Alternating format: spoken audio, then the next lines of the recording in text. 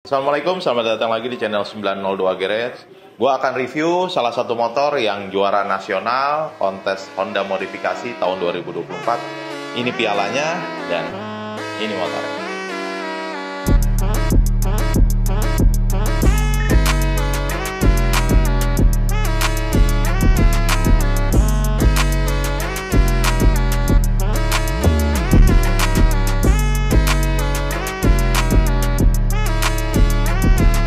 Oke, ini guys, motornya CBR 250RR. Jadi ini memang belum sempet gua review di YouTube, baru kali ini sempet. Kebetulan menang kontes dan motornya memang udah laku.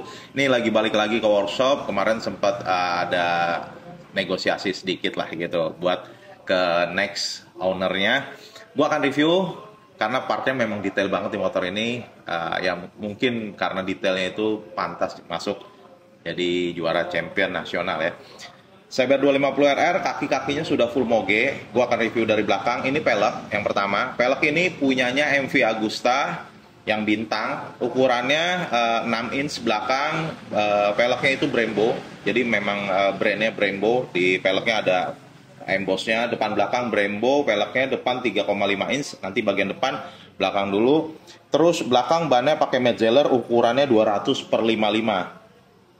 Untuk single armnya, ini single armnya itu dikombinasi, jadi nggak pakai dari MV Agusta. Kebetulan memang prosesnya mungkin teman-teman lihat di Instagram, karena beberapa kali gue upload. Ini single armnya dari Honda VFR 400. Terus dikondisikan di bagian ini dudukan-dudukannya biar klop sama si pelek. Terus di bagian belakang juga ada penyesuaian pasti, karena memang nggak plug-in, nggak bisa langsung. Ini sulitnya memasang single arm di motor-motor sport seperti ini. Jadi nggak bisa teman-teman langsung papas kanan kiri single armnya masukin ke rangka, pasti ini nggak akan center. Jadi mau nggak mau coba dibuatkan dari tim 902 Garage itu bukan engine ya, mounting buat si single armnya. Jadi mountingnya itu biar masuk ke rangkanya CBR 250RR ini, biar bisa center posisi ban dengan body dengan rangka itu di tengah-tengah, dan yang pasti dipakainya juga enak, nyaman gitu, nggak miring kanan atau miring kiri, itu yang bahaya.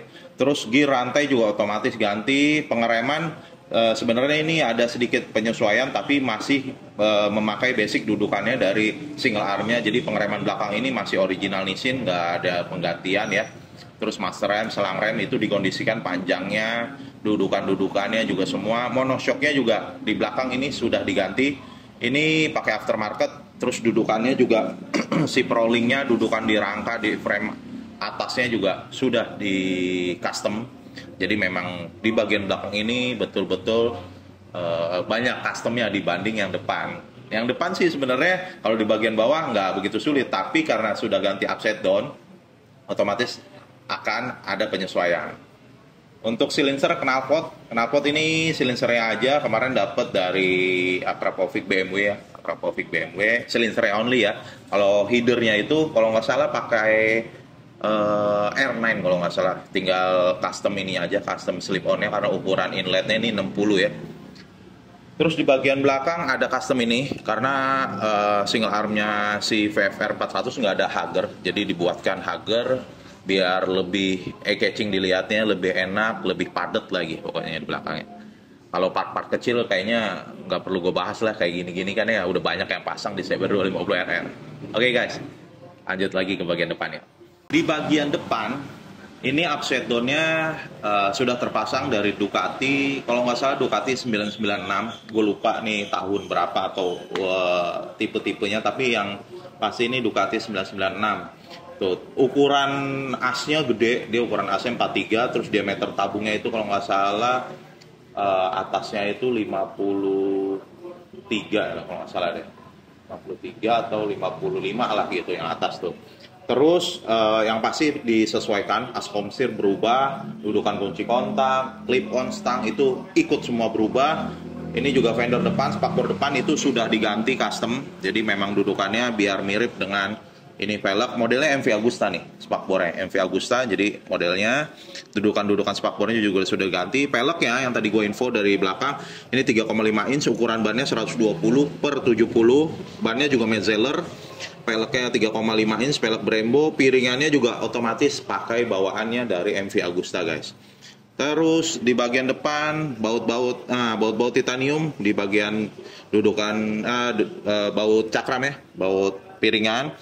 Kalipernya ini sebenarnya kalipernya gue udah gonta-ganti ya, waktu di final itu kalipernya udah pakai Brembo. Kebetulan motornya laku, kalau dinaikin spek Brembo kayaknya agak mahal, jadi pakai Nissin. Pengeremannya ini terpasang Nissin. Nissinnya itu pakai basic CBR 1000, pitchnya 100, master remnya juga Nissin. Terus di bagian depan baut-bautnya juga udah tadi gue info, ini bautnya pakai titanium, selang remnya juga sudah ganti total, selang rem percabangan. Dan motor ini kebetulan tipenya bukan ABS ya, tipe yang biasa standar. Jadi sensor nggak ada pengaruh gitu. Jadi speed semua normal semua. Itu di bagian depan guys. Di bagian atas kokpit ini sudah banyak tuh, teman-teman bisa lihat. Clip onnya ganti, master remnya pakai Nissin juga, ini tabung minyak remnya Rizoma, triple clampnya ini bawaannya Ducati, hanya di custom oleh tim kita, di custom ininya di motif lah gitu, tadinya polos, terus di airbrush juga biar kelihatan rapih dan detail lah gitu. Ini di airbrush, terus pasangin logo Honda, basicnya dari Ducati nih, kelihatan di sini ciri khas Ducatinya nih gitu. Dudukan kunci kontak juga penyesuaian. Grip juga sudah ganti, ini pakai harisnya CBR ya. Dan kalau kokpit bagian ini juga udah full airbrush. Ini gue bahas juga nih. Jadi bodinya memang sudah full airbrush total. Konsepnya itu sebenarnya ada ngambil dari MotoGP ya, konsep liverynya. Benar, liverynya ini dari Moto2 atau dikombinasi lah, karena beberapa motor yang diambil itu kayak CBR 1000, terus dari Moto2 yang desainnya Estrella Galicia ini punyanya adiknya Marquez ya, Alex Marquez, waktu masih di Moto2. Tinggal dikombinasiin aja sih desainnya seperti apa. Nah ini full airbrush, bukan dekal, bukan cutting sticker. Jadi teman-teman ada di Instagram beberapa kali nanya, Om dekal di mana, Om cutting sticker di mana? Ini bukan dekal, ini full airbrush. Jadi bisa dibedain nanti teman-teman bisa lihat detailnya nih. Bagian-bagian kecil-kecilnya memang dicat, di painting semua total. Gitu guys. Di bagian mesin, sebenarnya mesin ini nggak banyak ubahan ya. Jadi mesin ini masih standar, hanya di bagian ini nih.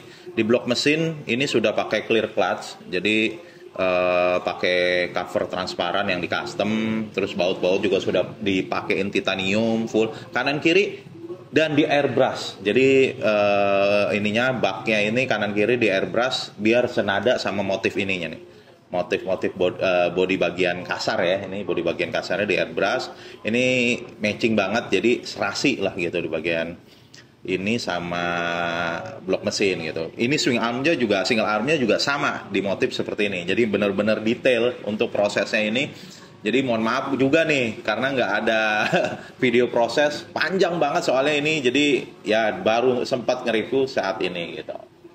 Terus untuk body, jadi body teman-teman bisa lihat, ini sebenarnya motor tahun 2017 apa 2019 gitu. Jadi bodinya itu sebenarnya itu body masih lama, tipe lama, tapi sudah dikonversi full pakai body new CBR 250RR yang tahun keluaran 2022 sampai sekarang ya. Jadi ini bodinya beda, kelihatan di sini nih. Yang pertama ini, terus di bagian ini, bagian lampu head di sini nih, itu beda banget, terutama di bagian ini nih. Ini lancip banget di bodi yang terbaru karena beda dengan bodi yang lama. Terus ditambah lagi detail-detail ulit jok, di bagian tank grip di sini dipasangin tank pad ya. Terus ada beberapa aksesoris kecil yang memang banyak ya, nggak gue sebutin satu persatu. Jadi itu yang mungkin penilaian buat kompetisi, buat kontes yang detail, yang dinilai memang detail, rapih, buat referensi teman-teman kalau mau ikut kontes modifikasi gitu guys. Nah teman-teman bisa lihat nih di bagian sisi kiri, walaupun nggak pakai itu ya kayak kanan ya, bak kopling transparannya itu, tapi detailnya tuh bisa cover gear, di airbrush, terus ini juga dipasangin baut-baut titanium. Footstepnya masih standar, tapi sudah full di airbrush, di motif. Jadi matching sama ini, sama ininya nih, tuh bisa kalian lihat. Kalau bicara budget, kadang-kadang ada yang nanya, budget berapa, budget berapa. Kalau bicara budget, gue bukan belum ya, karena memang waktu ngebangun awal ini ganti part. Tapi kalau udah bicara ditotalin, ini bisa habis di atas 100 lah, kurang lebih nih. Bisa habis tembus di atas 100 untuk modif jadi seperti ini. Jadi teman-teman kalau mau ngebangun dari nol, bangun dari nol, cari part baru, part-part copotan moge, dan ngebangun di 902 GHz ya minimal cepet lah habis guys. Gitu. Untuk bodinya aja kan udah ketahuan, body dan airbrushnya aja ini udah bisa tembus 20-an lah. Gitu. Body dan airbrush ya. Bodinya karena ganti total, terus kaki-kaki, pengereman, detail deh gitu.